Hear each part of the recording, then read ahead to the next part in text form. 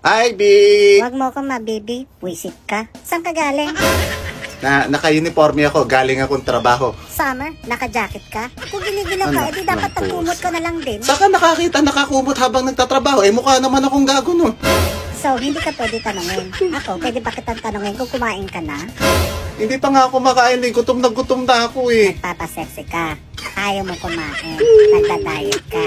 Gusto mong lumande, tapos iiwan mo ako. Para naghahanap ka na lang ng away. Meron ka, no?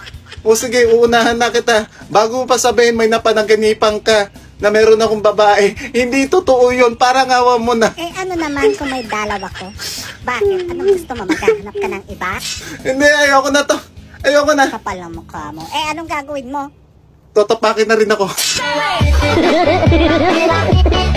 Heto ang mga visit sa buhay mo. 1. Kilala ka lang pag may kailangan sa'yo. 2. Kaibigan ka pag may pera ka. 3. Kahit nabigyan mo na, madamot ka pa rin. 4. Masama ang loob pag hindi mo napagbigyan. 5. Hindi marunong magpasalamat. 6. Inggitero o inggitera. 7. Nagtatago kapag siya meron. 8. Hindi natutuwa kapag umaangat ka. 9. Mabait sa'yo pag may hinihingi na pabor. 10. Kaibigan ka daw pero inilalaglag ka. 11. Nag-e-imbento ng kwento sa ibang taong kausap para mapagtakpan ang masamang ugali niya. Kaya lagi mong tatandaan na ang pagiging mabuting tao ay hindi basehan sa kung ano ang natapos mo o anong relihiyon mo. Nakikita ito kung papaano mo itrato ang iyong kapwa-tao. Pero minsan kailangan mo magbago dahil hindi lahat ng tao na sa paligid mo deserve ang kabutihan mo. Ang bad effect ng kayabangan. Kahit nag-aral ka pa, kahit napakayaman mo pa, kahit pa nasa'yo na ang lahat-lahat, pero saksakan ka ng yabang. Wala kang kwentang tao. Sa totoo lang, ang treatment mo sa ibang tao ang basehan ng pagiging tao mo. Again, ang treatment mo sa ibang tao ang basehan ng pagiging tao mo. Magkaiba ang confidence at arrogance. Very thin line ang difference. Pero dama at mararamdaman mo ang pagkakaiba ng kayabangan at tiwala sa sarili. Hindi naman ibig sabihin na may self-confidence ka, saksakan ka na ng yabang, napakaliit na ng turing mo sa mas mababa ang level sa'yo. Yan din ang problema sa mga taong alam mong may talent, pero hindi umaangat ang buhay. Yan ang humaharang ng pag-unlad nila sa buhay. Humaharang sa mga gusto sana nilang marating sa buhay. Akala nila ang mga taong mas less sa kanila, mas mababa dapat ang treatment. Mas lower, much lower ang lalakas ng dating ng mga taong ito. Alam mong may talent, alam mong may ibubuga, alam mong maraming pwedeng ibigay. Ang problema, humaharang ang kayabangan nila. Alam mo yung isa sa pangit na ugali ng ibang tao, yung takot sila na malamangan ng iba. Ganyan talaga, idol, kapag takot silang malamangan, pilit ka nilang sisiraan. Takot sila na suportahan ka dahil baka masapawan mo sila at ang masaklap, ituturing kang kalaban kahit wala kang kasalanan. Yan ang ugali ng mga taong takot masapawan. Real talk, umiwas ka, idol, sa mga taong mataas ang tingin sa sarili dahil nagagalit yan kapag nasasapawan. At para naman sa mga taong takot masapawan, beshi, matuto tayong maging masaya sa tagumpay ng ibang tao dahil bawat tao dito sa mundo meron iba't ibang diskarte para umahon at umasenso sa buhay. Maging mapagkumbaba ka at wag nang manghatak ng kapwa-tao para bumagsak. Hindi ka gold para masabi lang na ikaw ang umangat sa buhay. Tinamaan ka ba? Umilag ka na lang. When you hold me in the sun, unting pumapata.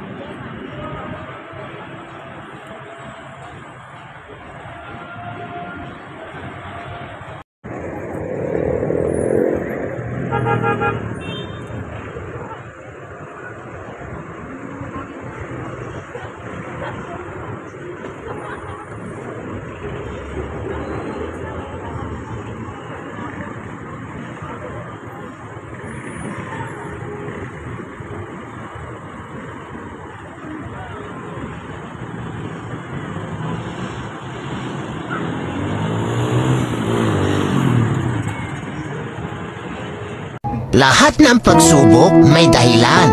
Lahat ng paghihirap may katapusan. Lahat ng problema may solusyon. Lahat ng pagbagsak may pagbangon.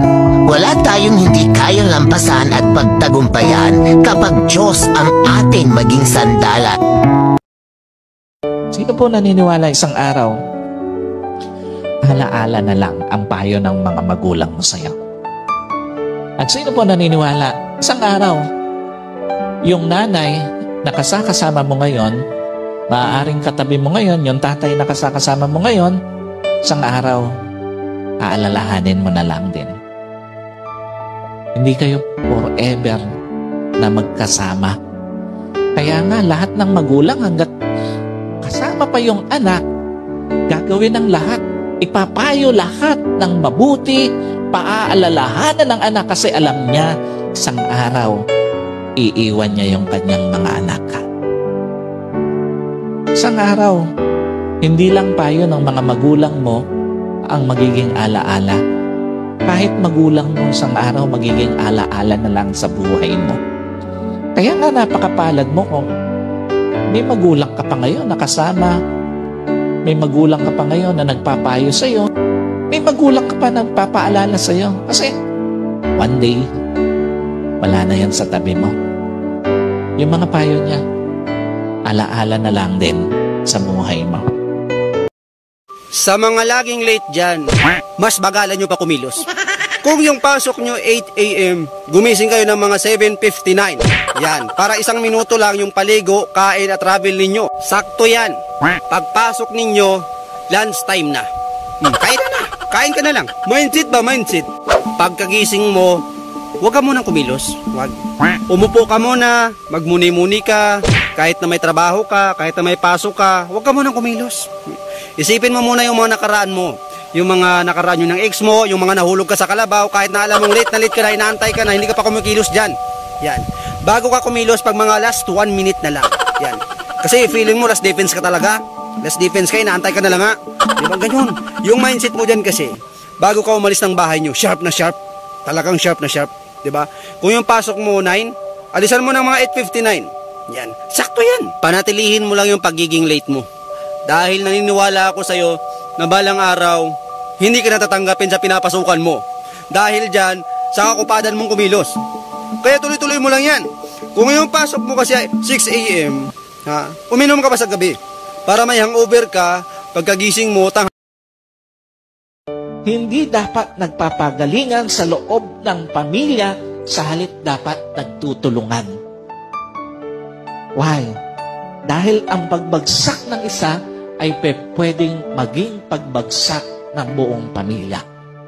At pwede rin naman yung maging pag-angat ng isa ay pag-angat ng buong pamilya. Dahil ito ang totoo. Tandaan nyo po, pinakamasakit makita ang isang asawa hinahatak pababa ng asawa. Pinakamasakit makita na ang magulang hinahatak pababa ang mga anak at yung mga anak hinahatak pababa ang kanilang magulang, and at the same time, ang pinaka-typical sa lahat, pinakamasakit makita yung kapatid na hinahatak pababa ang kanyang kapatid.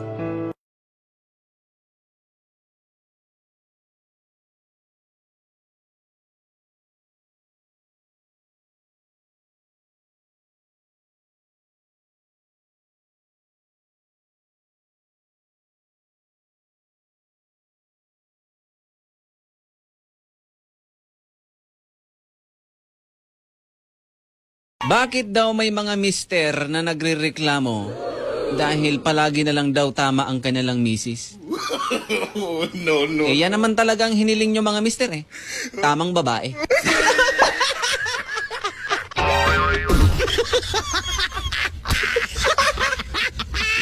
Dalawang bagay lang yan mga pangga ang mga misis. Una, lagi silang tama. Dahil kung hindi, ikaw ang tatamaan. Mas masarap alalahanin sila nanay, sila tatay, na alam mong wala kang pinabaon na pagsuway sa kanila. Totoo po ba yan sa mga anak? Totoo ba? Ang sarap alalahanin ng mga magulang natin na alam mo sa puso mo, wala kang pinabaon na pagsuway sa kanila. At sino po naniniwala, mas masarap alalahanin ng mga magulang na alam mong wala kang pinabaon na malalim na sugat sa kanilang kalooban dahil sa mga pagsuway. At sino po naniniwala, mas masarap alalahanin ng mga magulang na alam mong wala kang pinabaon na pag-aalala sa kanila dahil sumunod ka sa mga payo nila. Kasi nga, tandaan niyo po sa lahat ng mga anak, napakalungkot na kung ang mga magulang uuwi na sa Panginoon, pero pababaunan mo pa ng mga pagsuway mo. Napakalungkot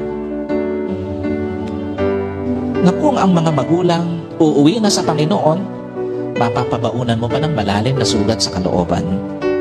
At napakalungkot na kung ang mga magulang uuwi na sa Panginoon, pababa mo pa ng pag-aalala. Saan ka nakatira ngayon? Sa Cubao. Sinong kasama mo? Mga ano ko. Boyfriend? Opo. Anong pangalan ng boyfriend mo ngayon? John Ray po. John Ray. Gano'n na katagal na John Ray? Mga 8 buwan pa po. May nangyari na sa inyo? Mayroon na. Okay. Ilang beses?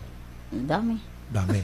Okay. At least may pag-amin agad. Oo, maamin ako. Hindi naman ako sinungaling eh. Gaya niyan. Okay, sir. Narinig mo yung sinabi niya? Tulog po ako. Siguro, umiral siguro yung kadimonyo ng aking kamay. Gumalaw.